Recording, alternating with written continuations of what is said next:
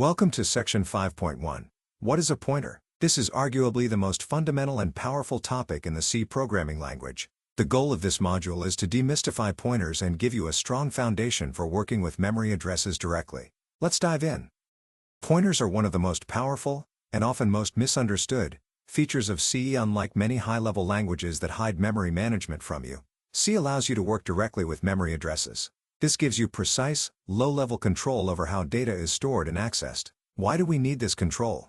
Well, understanding pointers is absolutely essential for everything from working with arrays and handling strings to dynamic memory allocation using malloc and free. It's also the backbone for building advanced structures like linked lists and trees, and for interfacing with operating system APIs. While they seem intimidating, pointers follow a very consistent logic. Once you grasp the relationship between variables and memory, they become not only manageable but extremely useful. This section focuses on the basic concept, declaration, usage, and includes detailed diagrams to solidify your understanding. Before we talk about pointers, we must talk about memory. Every variable you declare in C is stored somewhere in your computer's memory. This storage location is identified by a unique memory address, which is essentially a numeric label for that location. Consider the simple declaration, int x equals 10. As shown in the table, we can imagine that the integer variable x lives at memory address 1000, and it holds the value 10. You normally access this value using the variable name, x.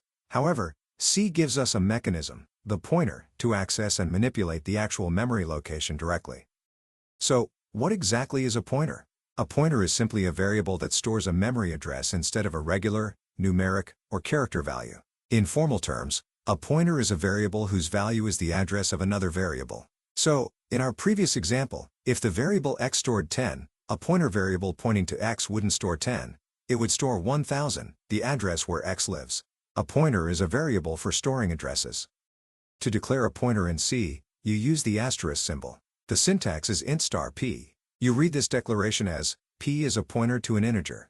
This means that the variable p is designed to hold the memory address of an integer variable. The asterisk is only used when declaring the pointer. It's what tells the compiler that this variable is special. It's an address holder. Once we've declared a pointer, how do we make it hold the address of a variable? We use the address of operator, which is the ampersand, and, following our example, we declare x as 10, and we declare p as a pointer to an integer. The line p equals ampersand x does the work. The ampersand in front of x returns the memory address of x. We then store this address inside the pointer variable p. So, p now stores the address of x.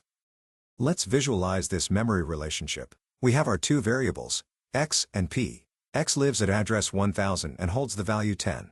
The pointer p is itself a variable, so it must also live somewhere in memory, say, address 2000. But the value stored inside p is not 10. Its value is 1000, which is the address of x. This is the core concept of a pointer. To represent this visually, we often draw an arrow. The pointer p contains the address 1000. Since 1000 is the location of x, we can draw an arrow from p directly to x. This relationship is crucial. P points to x, and through this arrow, we can access or change the value of x. Now that our pointer p holds an address, how do we use it to get back to the value 10? This is where we introduce the concept of dereferencing, which uses the asterisk operator star again, but this time, in a different context, not declaration.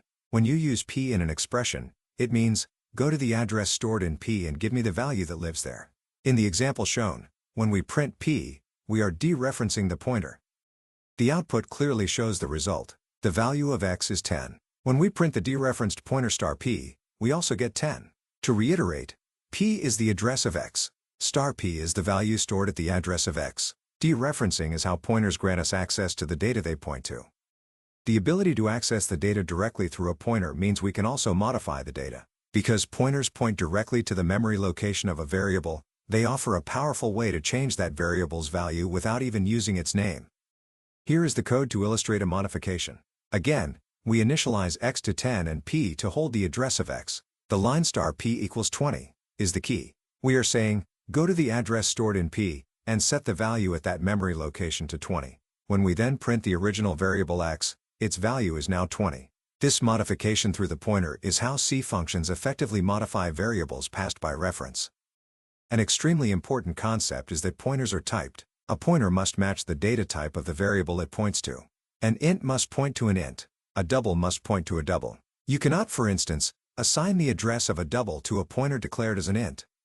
Why does the type matter? The pointer type tells the C compiler two crucial things. First, how much memory to look at when you dereference the pointer. For example, a char only looks at 1 byte of memory, while an int typically looks at 4 bytes. Second, the type dictates what kind of operations are allowed on the data that is being pointed to. This type information is vital for correct memory access and manipulation. Interestingly, while the type of data a pointer refers to is important, the pointer variable itself has a fixed size based on the system architecture. The output shows that the size of all these pointer types is typically the same, for example, 8 bytes on a 64-bit system, regardless of the size of the data they point to. Pointers hold memory addresses, and the address is simply a number of a fixed length. What if a pointer is not pointing to any valid memory? It should be set to null. The line int p equals nul explicitly states that p is not pointing to anything. This is a critical safety practice. You can then check if a pointer is safe to use with an if statement, such as if p equals nul. Using an uninitialized pointer, which contains random or garbage memory, is extremely dangerous and is a common cause of program crashes, often resulting in what's known as a segmentation fault. Speaking of dangerous practices, let's review the most common pointer mistakes, which often result in those dreaded segmentation faults. The first error is dereferencing an uninitialized pointer. If p hasn't been set to a valid address, like and x, or null, trying to write a value to p is trying to write to a random part of memory. The second is dereferencing a null pointer. You've explicitly stated p points to nothing, so trying to access p is an error. And the third is assigning an address of the wrong type, like setting an int to the address of a double. The compiler might warn you, but trying to read 4 bytes for an int when the data should be read as an 8-byte double leads to corrupted data. Always match your types. This slide shows a complete, runnable C code example that ties everything together. We declare number as 42. We declare ptr and initialize it with the address of number. We then print the value, the address of number using %p, and the value stored in ptr, which is also an address. Finally, we print the dereferenced value, ptr, and then modify number through ptr equals 99, demonstrating the power of indirect access. This comprehensive example is key because it clearly demonstrates how a pointer variable stores a memory address, how to use the %p format specifier to print memory addresses, the core mechanism of dereferencing using the asterisk operator, and, most importantly, how a pointer can modify the variable it references. To finish our foundational discussion, let's revisit the visualization. If x is at address 1000 holding 10, and p is at 2000 holding the address 1000, the pointer p is the arrow. When you dereference, you follow that arrow. You go from the address of p to the value in p, 1000, and then you use that value, 1000, to find the location of the actual data, which is 10. In summary, we've covered the foundational concept of pointers.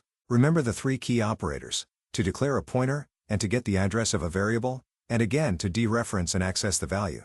Pointers are typed, but their size is fixed. You must use null to signify a pointer that points to nothing. Mastering these concepts is the gateway to using arrays, strings, dynamic memory, and building all the complex data structures C is famous for. You now have the essential building blocks to explore deeper pointer topics. That's all for this video. Thanks and again, and I'll see you in the next video.